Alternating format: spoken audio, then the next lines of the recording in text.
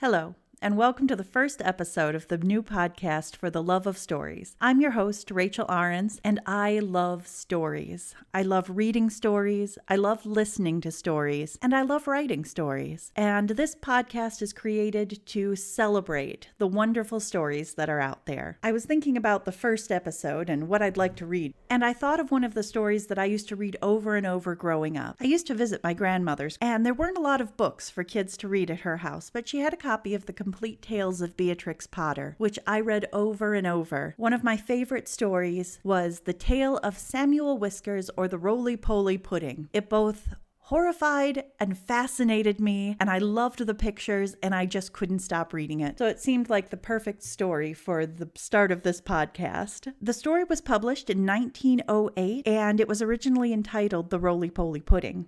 I'm just going to read it now. Once upon a time, there was an old cat called Mrs. Tabitha Twitchit, who was an anxious parent. She used to lose her kittens continually, and whenever they were lost, they were always in mischief. On baking day, she determined to shut them up in a cupboard. She caught Moppet and Mittens, but she could not find Tom. Miss Tabitha went up and down all over the house mewing for Tom Kitten. She looked in the pantry under the staircase, and she searched the best spare bedroom that was all covered up with dust sheets. She went right upstairs and looked into the attics, but she could not find him anywhere. It was an old house, full of cupboards and passages. Some of the walls were 4 feet thick, and there used to be queer noises inside them, as if there might be a little secret staircase. Certainly there were odd little jagged doorways in the wainscot, and things disappeared at night, especially cheese and bacon. Miss Tabitha became more and more distracted and mewed dreadfully. While their mother was searching the house, Moppet and Mittens had got into mischief. The cupboard door was not locked, so they pushed it open and came out. They went straight to the dough, which was set to rise in a pan before the fire. They patted it with their little soft paws. "Shall we make dear little muffins?" said Mittens to Moppet. But just at that moment, somebody knocked at the front door, and Moppet jumped into the flour barrel in a fright. Mittens ran away to the dairy and hid in an empty jar on the stone shelf where the milk pans stand. The visitor was a neighbor, Mrs. Ribby. She had called to borrow some yeast. Mrs. Tabitha came downstairs mewing dreadfully. "Come in, Cousin Ribby, come in and sit ye down. I'm in sad trouble, Cousin Ribby," said Tabitha, shedding tears. "I've lost my dear son Thomas. I'm afraid the rats have got him." She wiped her eyes with her apron. "He's a bad kitten, Cousin Tabitha. He made a cat's cradle of my best bonnet last time I came to tea. Where have you looked for him?" "All over the house. The rats are too many for me. What a thing it is to have an unruly family," said Mrs. Tabitha Twitchit. "I'm not afraid of rats. I will help you to find him and whip him too. What is all that soot in the fender?" "The chimney wants sweeping. Oh dear me, Cousin Ribby. Now Moppet and Mittens are gone. They have both got out of the cupboard." Ribby and Tabitha set to work to search the house thoroughly again. They poked under the beds with Ribby's umbrella, and they rummaged in cupboards. They even fetched a candle and looked inside a clothes chest in one of the attics. They could not find anything, but once they heard a door bang and somebody scuttered downstairs. "Yes, it is infested with rats," said Tabitha tearfully. "I caught 7 young ones out of one hole in the back kitchen, and we had them for dinner last Saturday. And once I saw the old father rat, an enormous old rat, Cousin Ribby. I was just going to jump upon him when he showed his yellow teeth at me and whisked down the hole. The rats get upon my nerves, Cousin Ribby," said Tabitha. Ribby and Tabitha searched and searched. They both heard a curious roly-poly noise under the attic floor, but there was nothing to be seen. They returned to the kitchen. "Here's one of your kittens at least," said Ribby, dragging Moppet out of the flour barrel. They shook the flour off her and set her down on the kitchen floor. She seemed to be in a terrible fright. "Oh, Mother, Mother," said Moppet, "there's been an old woman rat in the kitchen, and she's stolen some of the dough." The 2 cats ran to look at the dough pan. Sure enough, there were marks of little scratching fingers, and a lump of dough was gone. "Which way did she go, Moppet?" But Moppet had been too much frightened to peep out of the barrel again. Ribby and Tabitha took her with them to keep her safely in sight, while they went on with their search. They went into the dairy. The first thing they found was Mittens hiding in an empty jar. They tipped out the jar, and she scrambled out. "Oh, Mother, Mother," said Mittens. "Oh, Mother, Mother, there has been an old man rat in the dairy, a dreadful, 'normous big rat, Mother, and he's stolen a pat of butter and the rolling pin." Ribby and Tabitha looked at one another. "A rolling pin and butter? Oh, my poor son Thomas, exclaimed Tabitha, wringing her paws. A rolling pin, said Ribby. Did we not hear a roly-poly noise in the attic when we were looking into the chest? Ribby and Tabitha rushed upstairs again. Sure enough, the roly-poly noise was still going on, quite distinctly under the attic floor. This is serious, Cousin Tabitha, said Ribby. We must send for John Joyner at once with a saw. Now this is what had been happening to Tom Kitten, and it shows how very unwise it is to go up in a chimney in a very old house where a person does not know his way and where there are enormous rats. Tom Kitten did not want to be shut up in a cupboard. When he saw that his mother was going to bake, he determined to hide. He looked about for a nice convenient place, and he fixed upon the chimney. The fire had only just been lighted, and it was not hot, but there was a white, choky smoke from the green sticks. Tom Kitten got upon the fender and looked up. It was a big, old-fashioned fireplace. The chimney itself was wide enough inside for a man to stand up and walk about, so there was plenty of room for a little tomcat. He jumped right up into the fireplace, balancing himself upon the iron bar where the kettle hangs. Tom Kitten took another big jump off the bar and landed on a ledge high up inside the chimney, knocking down some soot into the fender. Tom Kitten coughed and choked with the smoke, and he could hear the sticks beginning to crackle and burn in the fireplace down below. He made up his mind to climb right to the top and get out on the slats and try to catch sparrows. I cannot go back. If I slipped, I might fall in the fire and singe my beautiful tail and my little blue jacket. The chimney was a very big old-fashioned one. It was built in the days when people burnt logs of wood upon the hearth. The chimney stack stood up above the roof like a little stone tower, and the daylight shone down from the top under the slanting slates that kept out the rain. Tom Kitten was getting very frightened. He climbed up and up and up.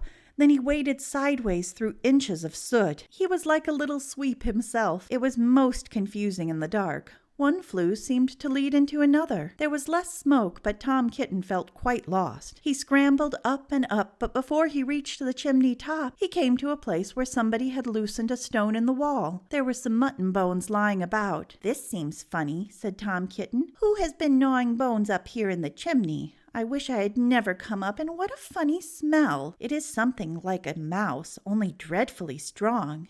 It makes me sneeze, said Tom Kitten. He squeezed through the hole in the wall and dragged himself along a most uncomfortably tight passage where there was scarcely any light. He groped his way carefully for several yards. He was at the back of the skirting board in the attic. All at once, he fell head over heels in the dark down a hole and landed in a heap of very dirty rags. When Tom Kitten picked himself up and looked about him, he found himself in a place that he had never seen before, although he had lived all his life in the house. It was a very small, stuffy, fusty room, with boards and rafters and cobwebs and lath and plaster. Opposite to him, as far away as he could sit, was an enormous rat. What do you mean, tumbling into my bed all covered with smuts? Said the rat, chattering his teeth. Please, sir, the chimney wants sweeping, said poor Tom Kitten. Anna-Marie? Anna-Marie, squeaked the rat. There was a pattering noise, and an old woman rat poked her head round a rafter. All in a minute she rushed upon Tom Kitten, and before he knew what was happening, his coat was pulled off, and he was rolled up in a bundle and tied with string in very hard knots. Anna-Marie did the tying.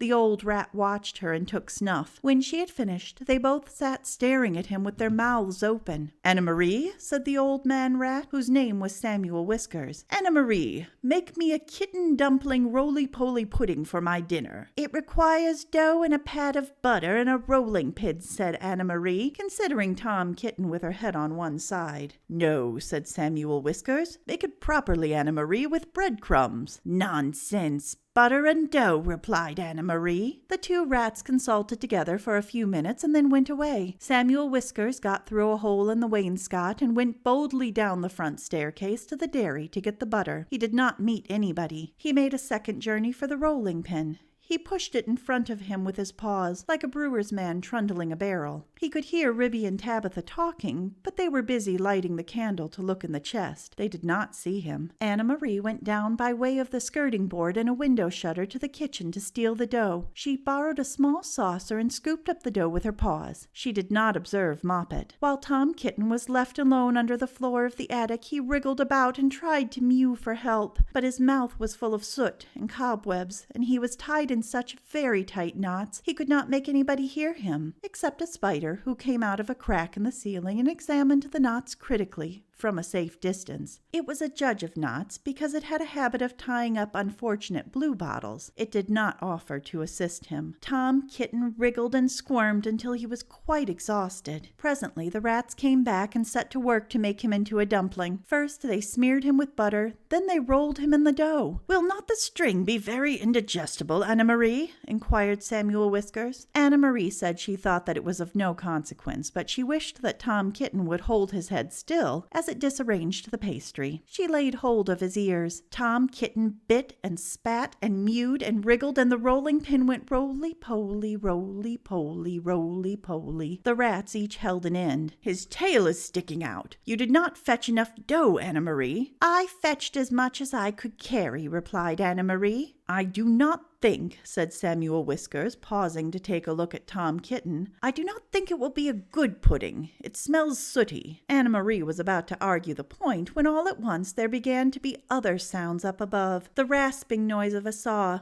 and the noise of a little dog scratching and yelping. The rats dropped the rolling pin and listened attentively. "We are discovered and interrupted, Anna-Marie. Let us collect our property, and other people's, and depart at once. I fear that we shall be obliged to leave this pudding, but I am persuaded that the knots would have proved indigestible, whether you may urge to the contrary." "Come away at once and help me to tie up some mutton bones in a counterpane," said Anna-Marie. "I've got half a smoked ham hidden in the chimney." So it happened that by the time John Joyner had got the plank up, there was nobody under the floor except the rolling pin and Tom Kitten in a very dirty dumpling. But there was a strong smell of rats, and John Joyner spent the rest of the morning sniffing and whining and wagging his tail and going round and round with his head in the hole like a gimlet. Then he nailed the plank down again and put his tools in a bag and came downstairs. The cat family had quite recovered. They invited him to stay to dinner. The dumpling had been peeled off Tom Kitten and made separately into a bag pudding with currants in it to hide the smuts. They had been obliged to put Tom Kitten into a hot bath to get the butter off. John Joyner smelt the pudding, but he regretted that he had not time to stay to dinner because he had just finished making a wheelbarrow for Miss Potter, and she had ordered 2 hen coops. And when I was going to the post late in the afternoon, I looked up the lane from the corner and I saw Mr. Samuel Whiskers and his wife on the run, with big bundles on a little wheelbarrow which looked very much like mine. They were just turning in at a gate to the barn of Farmer Potatoes. Samuel Whiskers was puffing and out of breath. Anna-Marie was still arguing in shrill tones. She seemed to know her way, and she seemed to have a quantity of luggage. I am sure I never gave her leave to borrow my wheelbarrow. They went into the barn and hauled their parcels with a bit of string to the top of the haymow. After that, there was no more rats for a long time at Tabitha Twitchett's. As for Farmer Potatoes, he has been driven nearly distracted. There are rats and rats and rats in his barn. They eat up the chicken food and steal the oats and bran and make holes in the meal bags. And they are all descended from Mr. and Mrs. Samuel Whiskers. Children and grandchildren and great-great-grandchildren. There's no end to them. Moppet and Mittens have grown up into very good rat catchers. They go out rat catching in the village, and they find it plenty of employment. They charge so much a dozen and earn their living very comfortably. They hang up the rat tails in a row on the barn door to show how many they have caught. Dozens and dozens of them. But Tom Kitten has always been afraid of a rat. He never durst face anything that is bigger than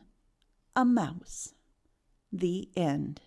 It's interesting going back and reading this story 30 years later. When I first read it, all I could think about was this kitten rolled in dough and how that was just going to get so sticky in his fur. Now all I can think about is, wait, the mother cat was going to put her kittens in the cupboard so she could cook? That's all of a sudden much more disturbing to me than the idea of a kitten rolled in dough. The mom also reminds me a little bit of Elizabeth Bennet's mother from Pride and Prejudice. Maybe that's just me. But thank you for joining me today for the story of the Roly Poly Pudding, or The Tale of Samuel Whiskers, written by Beatrix Potter and first published in 1908. If you enjoyed this podcast, hit the subscribe button.